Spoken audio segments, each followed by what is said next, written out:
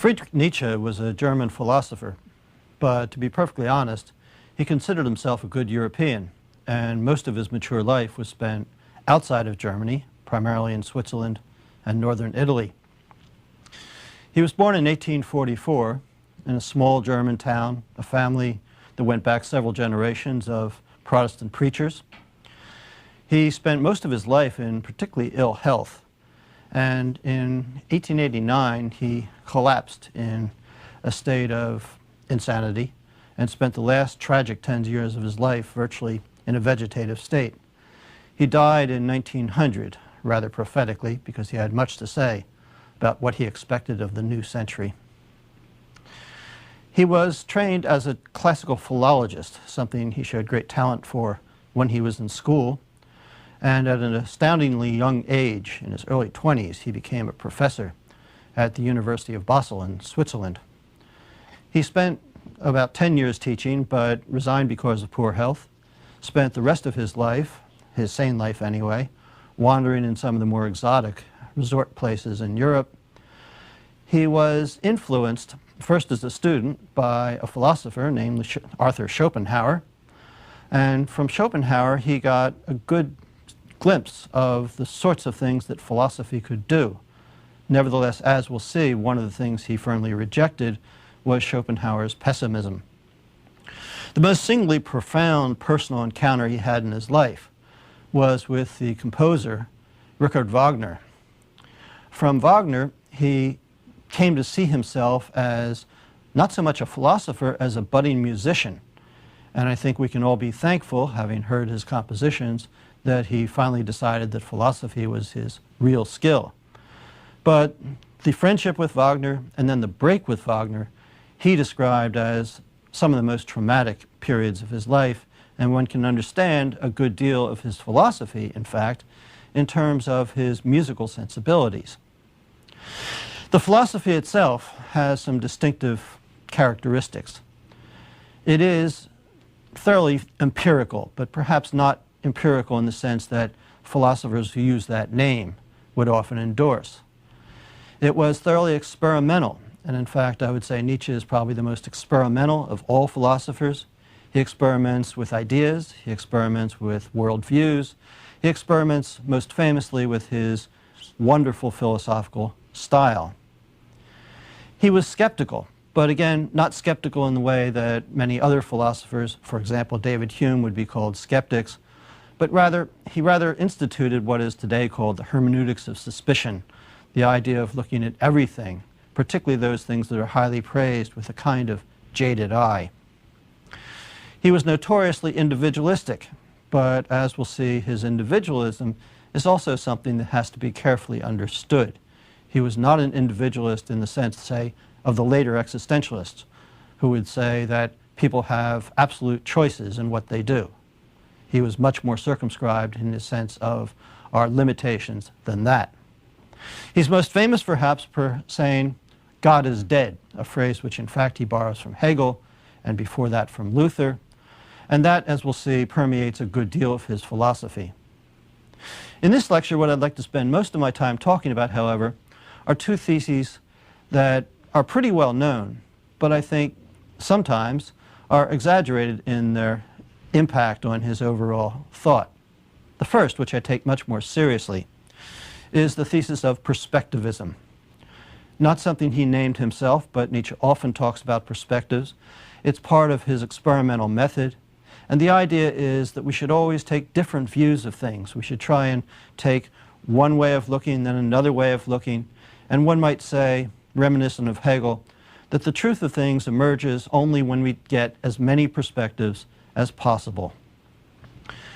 And second, there is the notion of the will to power, a rather notorious notion which, especially in the German context and subsequent German history, has a good many overtones that I want to be very careful to diffuse.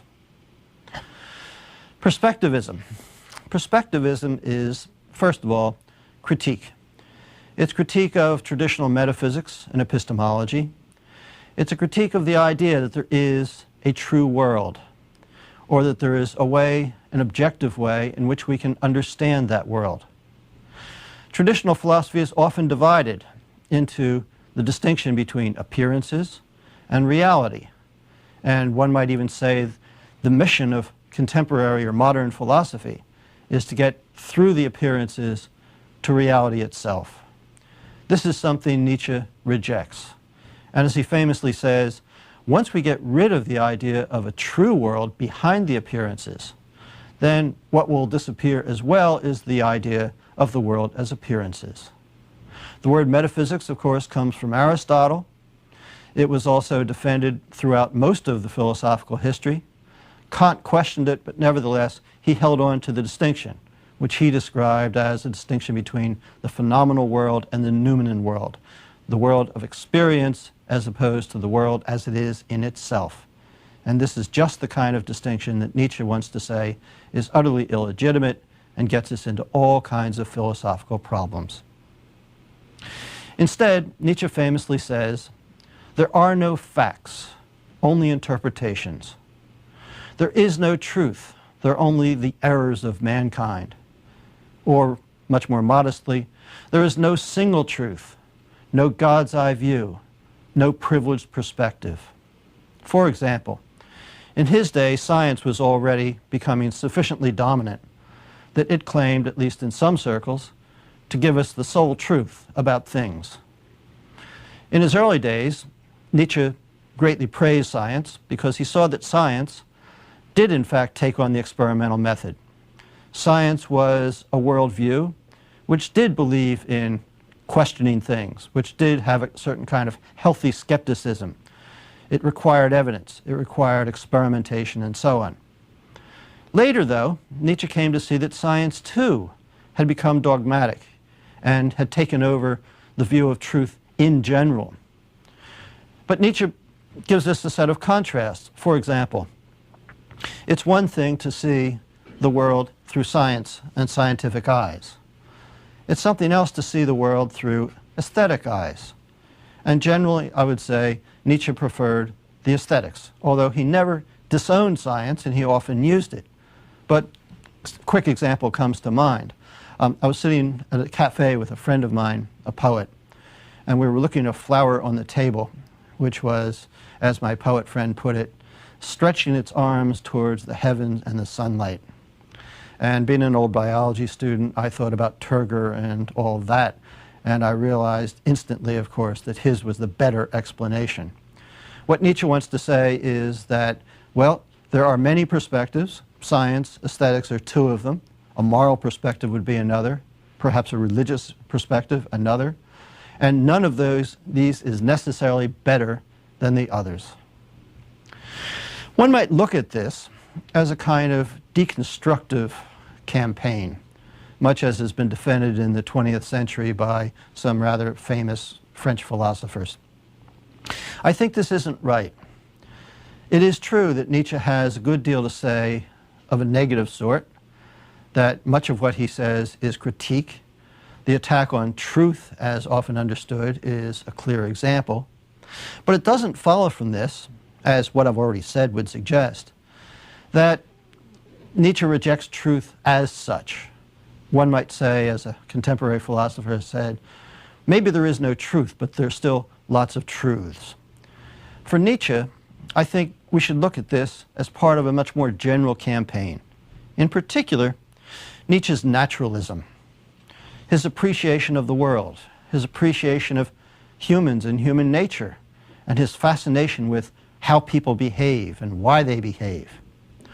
All this is clouded by ideas about another world, whether it's Kant's thing in itself, whether it's Plato's rather ethereal world of being, whether it's the Christian heaven with God, and so on.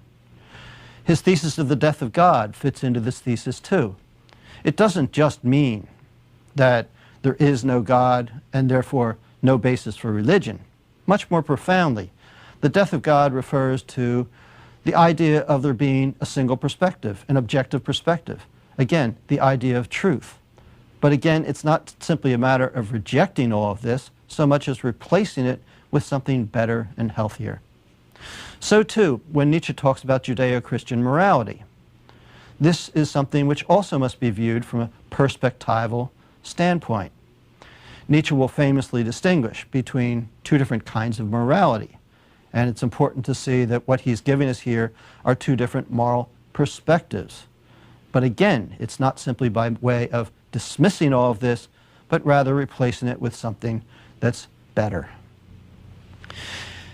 One might say of Nietzsche that he was a pragmatic Darwinist with regard to epistemology. Now, Darwin preceded Nietzsche by a few decades. His works were very well known. Nietzsche expresses rather mixed attitudes towards Darwin, some I think because of misunderstanding. But the one thing I think that is undebatable is that Darwin's general view, namely the idea that humanity is continuous with the animal kingdom, the idea that we have to explain in purely naturalistic ways how species came about, and in particular how human beings came about. All of this to Nietzsche is very close to the heart. With regard to knowledge and with regard to perspectivism, I think one can put this in a very dramatic way. When Nietzsche says there is no truth, there are only the errors of mankind, or referring back to Kant, when he says there is no synthetic a priori truth, there are only those errors, there are only those schemes which we can't throw off. I think what he's referring to is something that can very nicely be put in a kind of Darwinian scheme. You imagine, for example, two kinds of creatures, some of whom believe, as we do, that, for example, the future will be like the past. The laws of nature are more or less constant. That if lightning strikes in one place, it's very likely to strike in such a place again, as opposed to another set of creatures who don't believe the future is going to be like the past, who don't believe in particular that if lightning strikes one place, then it's likely to strike there again, but to the contrary, if lightning strikes in one place, then there's virtually little chance that it'll ever strike there again. It's not too hard to see which of those two sets of creatures is going to survive. And so the idea that the future will be like the past is going to be something which is eventually going to be built into, if not our genes, certainly into our education in such a way that it becomes a necessity for us. So Nietzsche has a kind of answer to people like David Hume and Immanuel Kant, the first of whom thought we had to be very skeptical about such principles, the second of whom said they were built into the very structure of human mind. Nietzsche would say neither of these, but rather these are things we believe because they have been practical.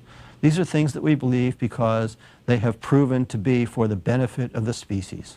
And of course the same sort of thing might be said of individuals. Philosophies are not just abstract ideas which are defended by philosophers on the basis of some ethereal intuition. Philosophy, Nietzsche says, is almost always the confession and the unconscious memoir of the philosopher.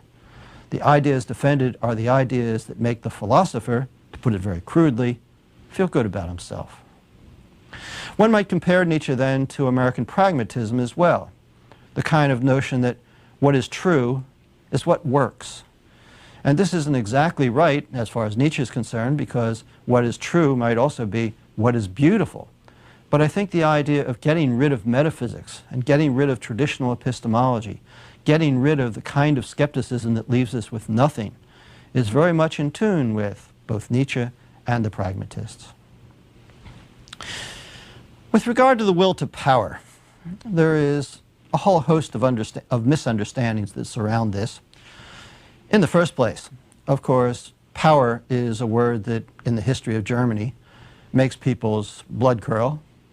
It was certainly greatly prone to abuse. During Nietzsche's own lifetime, Bismarck was unifying Germany, and it would be a great mistake to think that the kind of power celebrated and manifested by Bismarck is the kind of power that was celebrated by Nietzsche. Quite to the contrary.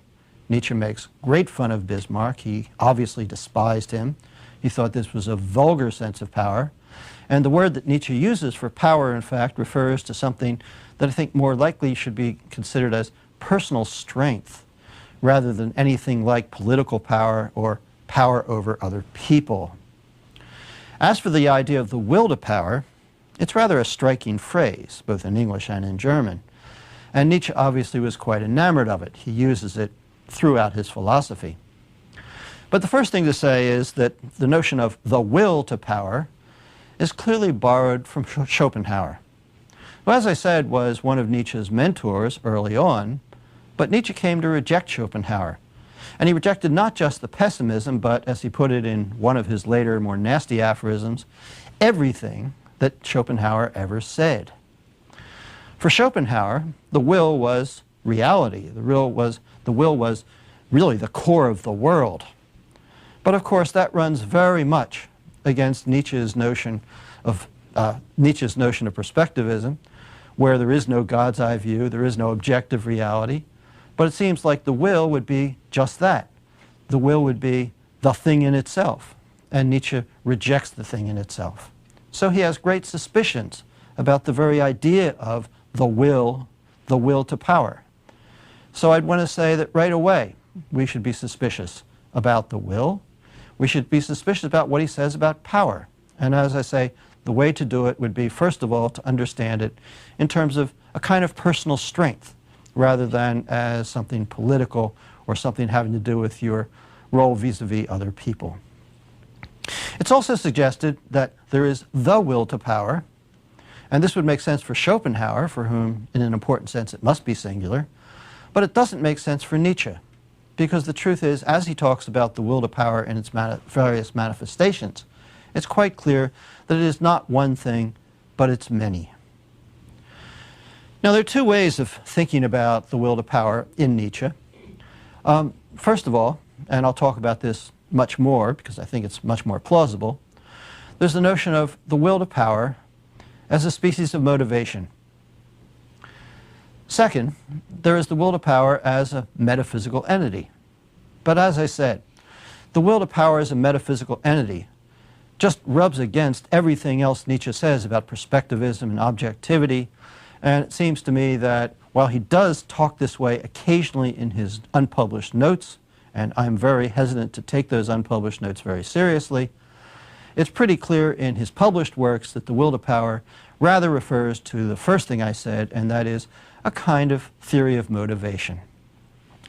To see how this works, I think we should contrast the will to power against its most likely opponent, and that is, throughout the history of philosophy, the idea of hedonism, the idea that we, and in fact most creatures, act in the pursuit of pleasure, or at least to avoid pain. This has often struck people as not only plausible, but as so obvious it doesn't require much defense. You find it back in the Greeks. Aristotle took great pains to refute it in favor of his own theory of ethics. You find it in particular in current British philosophy, and especially the philosophy of utilitarianism. It was defended by Jeremy Bentham, the founder of that movement, John Stuart Mill, its most famous advocate, in terms of the underlying principle which governed human behavior and consequently the underlying concern for ethics. Well, what Nietzsche thinks, and in fact here he joins with a great many German philosophers, is that hedonism, this pursuit of pleasure, avoidance of pain philosophy, is just plain vulgar. It's not what people actually behave on the basis of, but rather it's just a kind of anomaly, or it's something secondary. In one of his nastiest aphorisms, Nietzsche says, with particular reference to John Stuart Mill, "Man does not seek pleasure, only the Englishman does."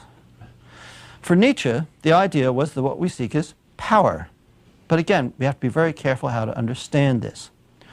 When we seek power, what we're seeking is what I think might better be referred to as status. But status is still too much of a social concept, so I think maybe let's use the current, a little bit overly Californian notion of self-esteem. If you look to see how people behave, they rarely act out of pleasure, and they rarely, in fact, act in their own advantage, construed in terms of pleasure and pain. Most people do what they do to achieve some kind of status, to feel good about themselves. This is true of Christian martyrs. This is true of students taking courses they don't really like. This is true of people who work for a living but don't really like their jobs. This is true of people who get married because they think they ought to. This is true of people who are heroic because they don't want to embarrass themselves in front of their fellow soldiers or congressmen. The truth is that people behave primarily for the sake of what we can call, but misleadingly, power. And Nietzsche looks through the history of human behavior and sees very clearly that most of what people do can be much better understood by this power hypothesis than it can by the hedonistic hypothesis. So the will to power, so construed, says something about why we do what we do. We don't just act in pursuit of potential pleasures, and we aren't necessarily all that averse to pain. If you think about the pain, the kind of general mental suffering, emotional suffering, not to mention the physical suffering, that we often put ourselves through for the sake of thinking better of ourselves, for the sake of elevating ourselves in the eyes of our fellow men, for the sake of being virtuous. This leads to a general moral theory for which Nietzsche is very famous, and we'll talk about this more in the next lecture. But the will to power also describes the very different ways in which people behave, and in particular, the very different ways in which people consider morality. Morality, like all human behavior, is basically an expression of the will to power. But morality can take many different forms. The expression of the will to power can take many different forms. Here, too, we find Nietzsche as a perspectivist. There's the perspective of the strong, perspective of those who are healthy, those who are talented. And for them, the expression of the will to power is to manifest and to exercise their talents, their abilities, to the greatest amount possible. But on the other hand, there are some people who don't have much power. In fact, Nietzsche would say most people are rather impoverished when it comes to power. It's not as if they don't have a will to power, but their exercise of it is going to be reactive. It's going to be, in a way, distorted. So that he talks about the reactive resentment of the least powerful in society. And morality, as we know it, is precisely this kind of expression of will to power, namely the will to power of those who don't have much power. The entire Judeo-Christian tradition is like this. So too, the philosophy of Socrates and Plato, Nietzsche would say, is a manifestation of it. In the Judeo-Christian tradition in particular, what you see is basically a morality of the weak, which is buttressed by a rather elaborate and sometimes frightening theological picture. But the truth of it is that the will to power in the Judeo-Christian moral tradition is defensive. And this is where Nietzsche introduces his notion of master and slave morality, the subject of the next lecture, and the idea that genealogically, in other words, looking back at its roots, what we call morality has to be understood in terms of precisely this impoverished expression of the will to power. Now, all this talk about power, not to mention the kinds of things he talks about with reference to perspectivism, where perspectivism can easily be understood in contemporary terms as a kind of relativism, or even, contrary to Nietzsche's own wishes, a kind of nihilism. And combine that with the idea of the will to power understood in terms of a certain kind of political attitude, it's not surprising that Nietzsche was often accused of being a Nazi, or rather a proto-Nazi, since the Nazi Party wasn't formed until nearly 30 years after his death.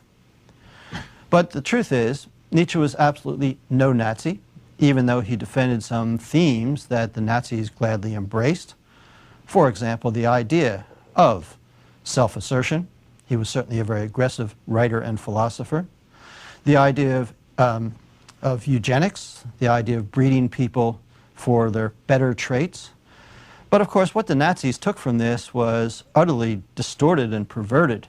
And let me say, just for the record, with no qualifications whatsoever, that Nietzsche was no Nazi. He despised what they stood for. The truth is, Nietzsche had a sister with whom he was actually quite close for most of their young lives. But Nietzsche's sister married a character named Forster, who was what we would call a proto-Nazi. who was definitely an anti-Semite, and he converted or persuaded Nietzsche's sister into some similar views. When Nietzsche went insane in 1889 and was no longer capable of looking after himself or his affairs, Nietzsche's sister and his mother took over his literary estate. When the mother died, the sister pretty much ran away with what Nietzsche had done. She did what Nietzsche himself was never capable of doing and promoted his works, but she promoted them with a certain kind of slant. In fact, she even took his unpublished notes. And my attitude towards unpublished notes is there's always a reason why they're unpublished. But Nietzsche's sister published them as if they were Nietzsche's works. In fact, there is some suggestion that she even forged some of them and they weren't Nietzsche's at all. But what this did was it gave Nietzsche's own work a kind of Nazi tint.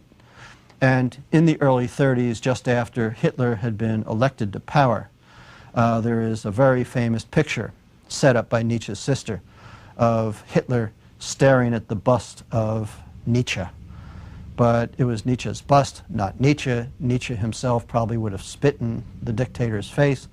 And I think it's very important, given the history of Nietzsche scholarship, given the history of Nazi Nietzsche scholarship in particular, to say that Nietzsche was himself very much an anti-Semite. In fact, one of his last rather raving comments was that he thought he would have all anti-Semites shot. Nietzsche himself was a rather benign character. From people at the time, we get descriptions of him as thoroughly courteous, kind, a quiet person, not the kind of raving lunatic you would expect from many of his texts, which are filled with exclamation marks and all sorts of wild insults. The truth is that Nietzsche was an exemplar of a different kind of view. And what we'd like to do in the next lecture is try to make it clear exactly what that view amounts to.